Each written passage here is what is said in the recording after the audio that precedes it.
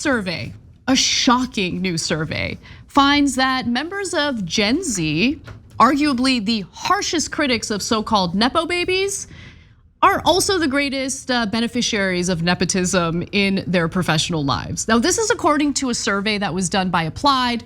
And Applied, it's a self-described ethical hiring expert group. They help recruit workers for various companies. And so they did do this survey, and they didn't expect this outcome. I didn't expect this outcome. It's really surprising. But before we get to the details, I just want to say right off the bat, if there are connections that you have and you can take advantage of those connections, whether it be through family, whether it be through friends, to get a job that you want, I don't think there's anything wrong with that. But I do think there's something wrong with those who minimize that advantage and pretend like it had no impact on their careers when clearly it did, because it got your foot in the door. But with that said, here are the results. Applied survey of 2,000 workers found that while 42% of workers overall have gained a job or a job offer through nepotism, this figure rises to 68% when it comes to Gen Z workers.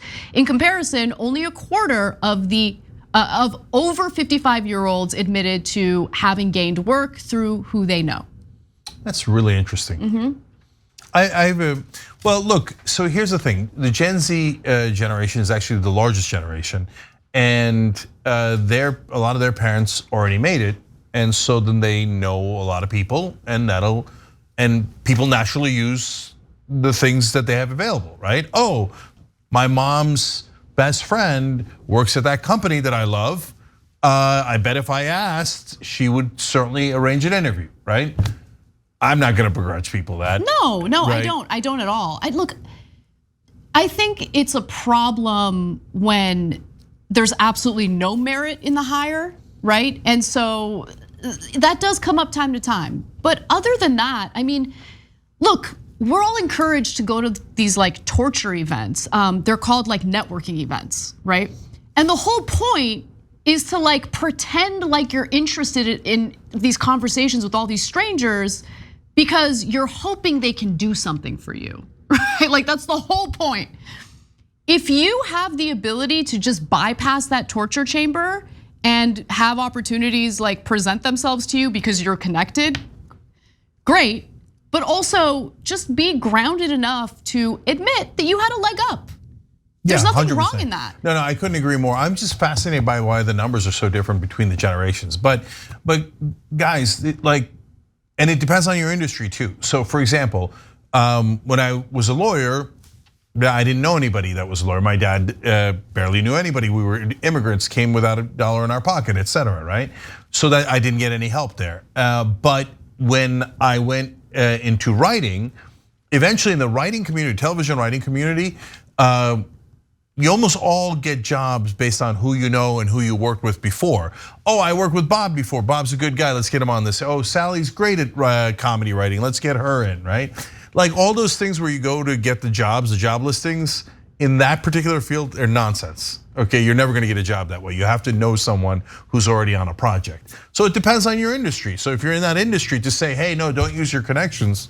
Okay, well, why don't you just tell them to get a different job or to be unemployed, right? It depends, it depends. I love what you're saying about, hey, at least be cognizant that someone helped you out, for sure. And boy, I would love it if people had that humility, right? But in terms of doing what you gotta do to get a job, that's just called hustle. Yeah. So some other interesting findings from this survey: of the Gen Z workers who have benefited from nepotism, 24% were unemployed beforehand, and almost half entered into an entry or junior role. And if they had the chance, even more of them would take advantage of familial connections as well. So according to the survey, 75% of Gen Z who think nepotism is unfair would use it to advance their careers anyway, versus just 33% of over 55s who think it's unfair. That is the most troubling outcome of the survey to me. Because the thing I can't stand is the endless judgment. Like it's all over the internet, like constantly judging others, like, oh, Nepo baby, Nepo baby. right, I would like to be a Nepo baby. I would totally take advantage of being a Nepo baby. It's just like, can we just be a little more kind to each other and understand, like, I get it. Like, not everyone's on an equal playing field, and that sucks, but life isn't fair. Yeah, and you gotta fight past that, right? Yeah. So, and by the way, it doesn't mean that you turn down the job or anything like that. Like, see here, let's say legacy admissions, right? Right now on tyt.com/petitions, we have a campaign against legacy admissions because a huge percentage of the top universities admit based on whether your parents went there because they think they're gonna get more money that way, okay? So if somebody says to me, hey, I think affirmative action should be banished, but legacy admissions is awesome and we should keep it, I say, hell no, that doesn't make any sense, you're a hypocrite, right? If somebody says, hey, let's get rid of legacy admission, but while we still have it, what am I gonna do? My kid applied to the same school I went to and he got a leg up, but I'm not gonna tell him don't apply. No problem, I get it. As long as you're doing the work to make things fair, right? But look guys, the whole Nepo baby thing is it's just a term and now it's like hot. But in reality, that's just a thing that's gone on forever. That's why we needed affirmative action in the first place, because it wasn't like fancy folks in the beginning. It was like firemen and longshoremen and construction guys who would pass on their jobs to their sons, right? In the old days, not so old, right? And so since they were all white in the beginning, they would just pass on their jobs to their white sons. And that's why we needed affirmative action to go, wait. I know you want to pass it on to your son, but we got to make this fair and open up the opportunities to everybody, right? But like the desire to pass on things to your kids, to the people you know, is perfectly normal. But fighting for fairness is great.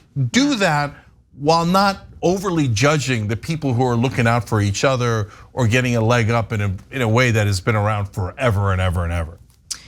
Now, the final thing I wanted to bring up is just like how much millennials got screwed, right? Because Gen Z seems to be faring a lot better when it comes to moving up the career and economic ladder to some extent. So, and look, it's based on one survey, so this might not mean anything, but I thought this was interesting.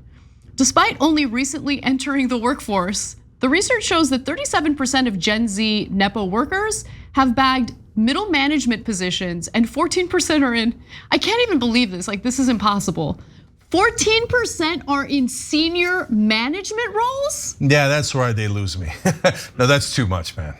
That's too much. Like you come in at a junior level, you work your way up, you earn it, God bless, okay? You're a senior level executive out of the thin blue sky because your papa was there? Nah, that's not right. It's crazy. That's not right for all the people that were. Look guys, nepotism, like if it means different things to different people. If you buy it, you mean, I can't believe that guy got an interview because he was the cousin twice removed of like a middle manager at that company. No, okay, he got an interview. That doesn't mean he gets the job, that doesn't mean he gets a promotion, that doesn't mean he gets raises above everybody else. No, to me, that's pretty much perfectly fine, okay?